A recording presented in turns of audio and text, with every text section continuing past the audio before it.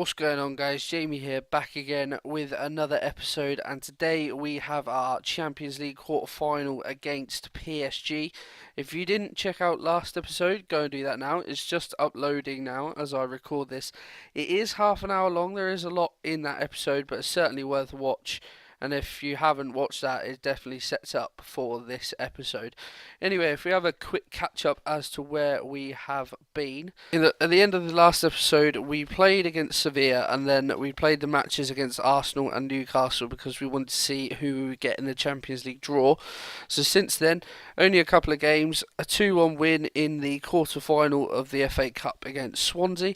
So we have drawn Ipswich in the semi-final. If we have a quick look at the semi-final draw, one big team left in it, and we were lucky enough to avoid them. So it's going to be us against Ipswich in one semi, and United against Burnley in the other. So you would think it would be a Manchester derby in the final, and we've already beaten them this season, as you saw in the last episode, an absolute epic. So we can definitely win that if we get that far. Of course, we have to negotiate Ipswich first, and then a 2-0 win in the league against West Brom.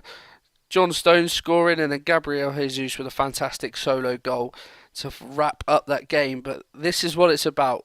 We are here for the quarter-final against PSG. Now, I said last time out this was probably the tie that I preferred out of all of them. And reasons that I said, they are a good... Their attacking line is sensational, but their defence can certainly be got at, which is why I'm sticking with the attacking philosophy that we've gone with in the past few games. Something to note as well, Sergio is back from injury, so that's good, but he's going to start today's game on the bench because Jesus has been in good form. And also, Company and Sterling are out injured, so big misses for us. But hopefully that back three, Stones, Otamendi and Ruiz, they have played well all season, so I'm fairly comfortable. Anyway, this is the team we are going with. So we're going with Claudio Bravo in goal. He has taken over Edison's spot in the past few games. He has played well, so we're going to stick with him. Don't want to chop and change too much. A back three, as you've seen, of Stones, Otamendi and Victor Ruiz. The wing-backs, Kyle Walker and Benjamin Mendy. A midfield two in this game of Fernandinho and Ilkay Gundogan. We've got Kevin De Bruyne out on the right-hand side. Now, obviously, with Sterling being out injured, Bernardo has played well, but I feel like having De Bruyne in this side, in this tie, would make a massive difference. So, Fernandinho and Gundogan have been playing well in the middle, and I wanted to fit De Bruyne in somewhere. So he's come in on the right-hand side as an advanced playmaker. Having him in that advanced playmaker role still gives him that creativity that we desperately need from him. We've got Leroy Sané out on the left-hand side. He's been playing well recently. And we've stuck with Gabriel Jesus up top. So, it's crunch time. This is what we've been waiting for. Let's not hesitate any longer. As we get into the game, then you can see a very strong PSG lineup. A front three of Cavani, Neymar, and Di Maria. Put fear in any defence in Europe, you would think. A very strong midfield. Verratti and Rabiot with Marquinhos just sitting in behind. And then a much stronger back four than we saw when we checked in on them at the end of the last episode. Kurzawa and Alves at either flank. Thiago Silva and Mangala in the middle. And they've opted for Rajkovic in goal as opposed to Areola. So maybe we can draw and try and put a bit of pressure on Rajkovic's inexperience. Right then, so the game gets underway, and we're looking for, ideally, obviously, I know it seems a bit stupid to say, but a good performance and a win in the home tie, so that we can then take a favourable result to Paris in the second leg. So as you can see then, the other tie today is Barcelona against Chelsea. Chelsea at the Nou Camp, as we have our first highlight here, and Neymar's running the defence, but his shot doesn't really come to much. And the first highlight, it took 20 minutes to come. Is it going to be a very quiet game? We'll have to wait and see. PSG having the better of the early, you would say, even on the shots. If we have a look at... Oh, we've zoomed out there, apologies. I was trying to look at the possession stat, but Sané has scored. Well, I was completely distracted at that point, but De Bruyne floats a lovely ball into the back post, and Sané heads in to make it 1-0, exactly what we were looking for. I'm just going to have a quick look at the possession before it disappears. So PSG having the better of the ball, may be down to our attacking mentality, but we have that all-important lead. So we come to half time, and not much else has happened other than the two chances that you will have seen. I'm going to say that things are going well, but I know we're capable of better. I want to get another goal, take as big advantage to Paris as possible. I just saw there and as well in the breaking highlights, Barcelona 1-up against Chelsea. Suarez with the goal. So Chelsea going to have it all to do, it would seem, when they play the return leg at Stamford Bridge. But let's concentrate on this game. Victor Ruiz heads down to Fernandinho, and Mendy now has got the ball out wide. Launches one up to Sane. He's got the better of Mangala. Sane, straight at Rajkovic. They're going to make a change of our own. Walker's looking pretty tired, and he is on a booking. So I'm just going to bring Danilo in for a straight swap. Chelsea have got an equaliser, a Rafinha own goal, but Hazard's gone off injured, so that could be vitally important to their Champions League run now.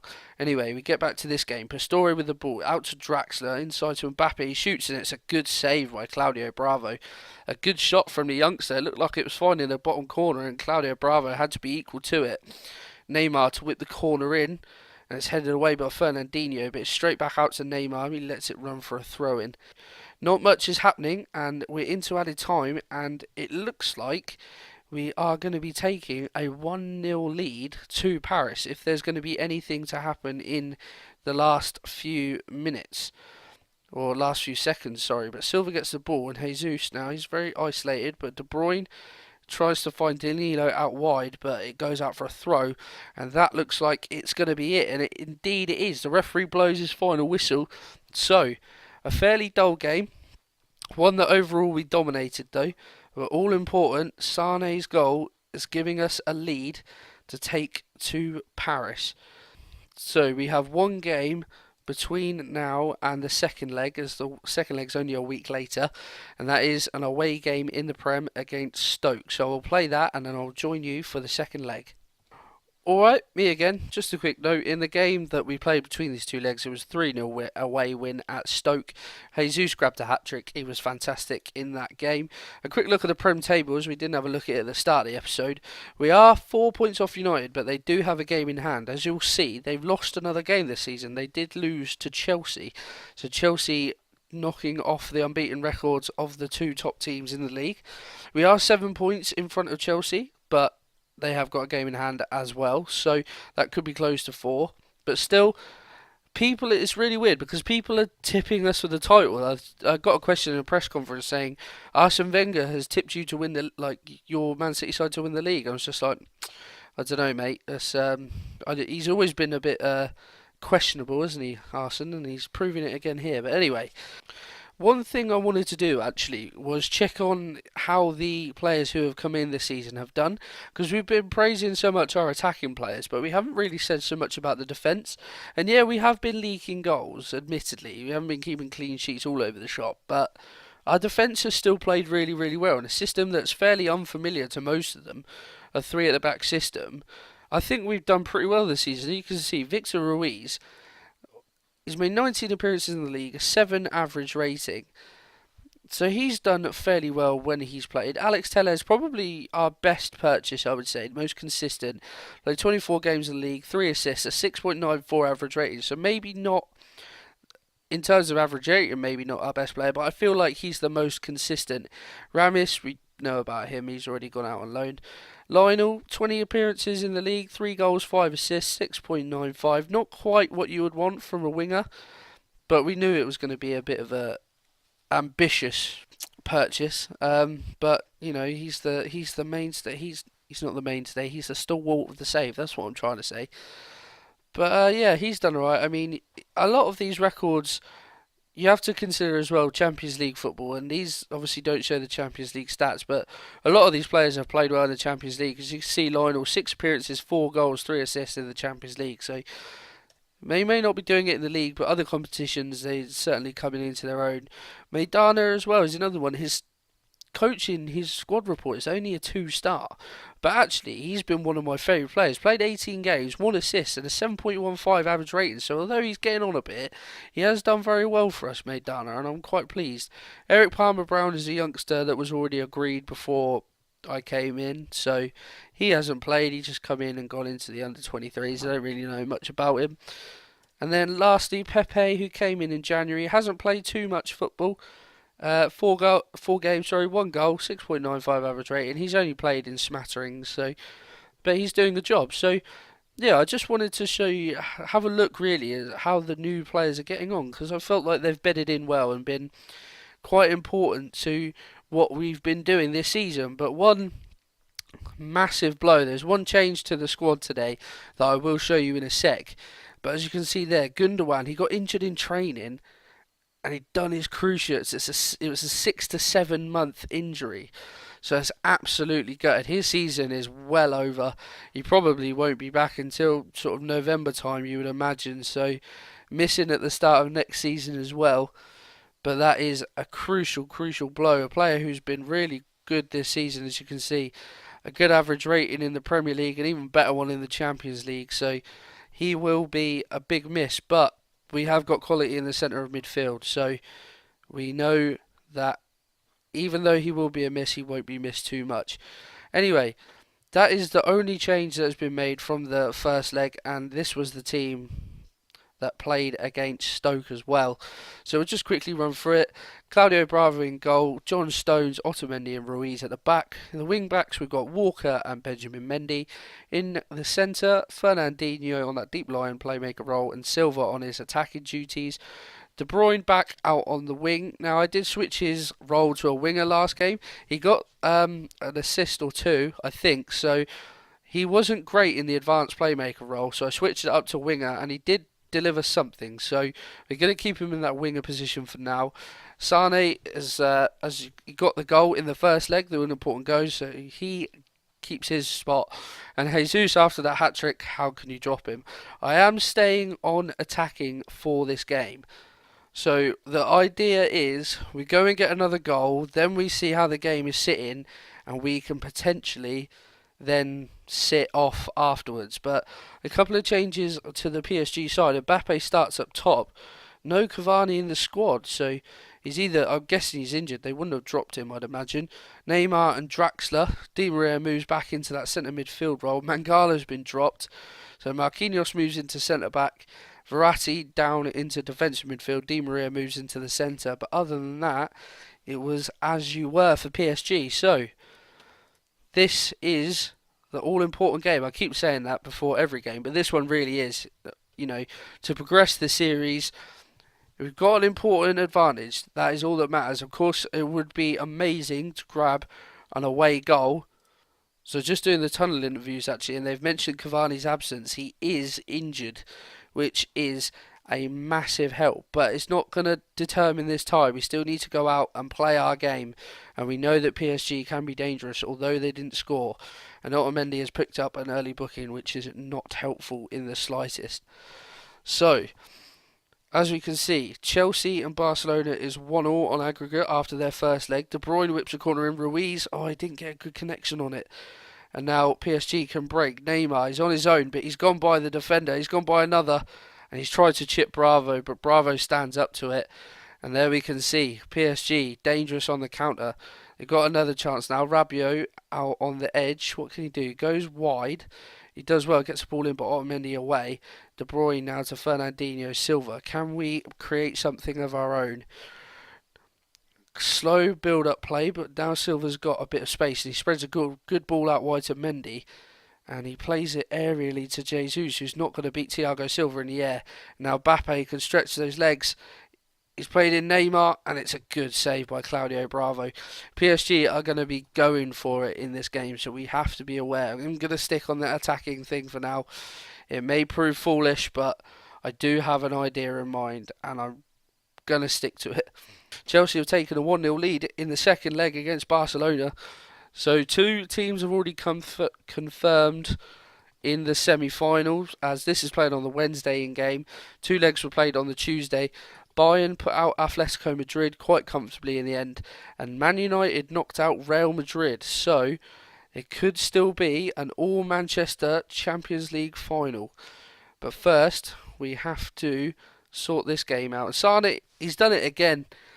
Gabriel Jesus, this time the man who finds himself with a bit of space in the area, floats the ball back. I didn't even know Sane was this good in the air, but he must it's a great header because he heads it back across the goal, and it must have such power on it because Rajkovic cannot get there, and it is a great header. And my plan is coming to fruition. We grab that important goal, and more importantly, an away goal. And Rabiot's just scored an absolute bullet. Oh, that lead did not last long, but like I said, we have got the away goal. So, even if PSG go and grab another goal, we will go through on away goals. So now PSG have to score 2 if they want to go through. And it is half time, and PSG are all over us in this game. Were Chelsea winning 2 or 3-0 there, did I see? Right. I am going to say I'm not happy. And they look fired up, which is good. So, like I said, Bayern already through, Man United already through. Yeah, Chelsea 3-0 up in that game. So, looks like they're comfortably going to go through. So, can we make it 3 English teams in the semi-finals of the Champions League? Just like old times of 2008 and 9. God, they were the good old days, weren't it? When the Champions League semis was dominated by English sides, and just showed in recent, Mbappe going close, shows in recent years how much English football has fallen off the wagon. But PSG keep coming forward, and Mbappe has missed a glorious chance. I'm wondering how long we leave it until we switch. Maybe not necessarily go counter, just switch up to a more standard approach. I'm not too sure. I do feel like I want us to get another goal before I go and sit. And Jesus, I can't quite get there. Yeah, I feel like I want to go and extend our advantage a little bit before we sit in, because if we sit in when this leg is tied, then I don't know. Oh, and Draxler misses a good opportunity. I don't want to invite on more pressure. So I think De Bruyne is struggling, so I'm going to take him off. We'll bring on a more natural. We'll bring on Sterling, who is still suffering a little bit with his injury, but I feel like his pace can give us a great outlet as Jesus is offside. So Sterling comes on. Can he cause some problems for the PSG defence? He's been a big miss, actually, Sterling. Although we have kept on our great form, his individual performances in the last few games before he got injured were superb. And I think he's definitely someone that we have missed. I'm going to make another change. Silva not having the greatest of games. So I will move Lionel into that role, and we'll make him a Mazzala. He's been playing a bit in the last game actually against Stoke. I brought on Bernardo and Lionel to play in central midfield. I was resting some of our key players for this game. Neymar's almost found the corner flag with that strike. That was quite impressive from a £200 million man. So yeah, the attacking midfielders, or the attacking wingers should I say, have been playing central midfield, and it's good versatility. It gives us so many options. But I am going to make one final change, and I think Fernandinho is looking knackered. Oh, I can't make a change yet. There we go. So I think we'll do that actually. We'll bring in... No, I don't want to take off Lionel. We'll take off Fernandinho and we'll switch those two round because Bernardo is left-footed, whereas Lionel can play with both. So we'll switch Lionel to the attacking advanced playmaker. Sorry, we'll keep Bernardo on that Mazzala role. Right, 10 minutes and PSG have got a highlight. Right, Rabiot. Oh, it's a good tackle from Lionel doing his defensive duty. And can we break now? Walker finds Lionel. Jesus now, he's got a man over and he's found him. Bernardo Silva. He finds Sane. Can we kill the game off? Sterling, he's done it. He has surely sent us through to the Champions League semi-final.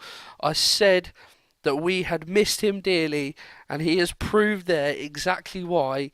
He is the man of the moment. And look at those stats, 23 shots to PSG and we've had 6.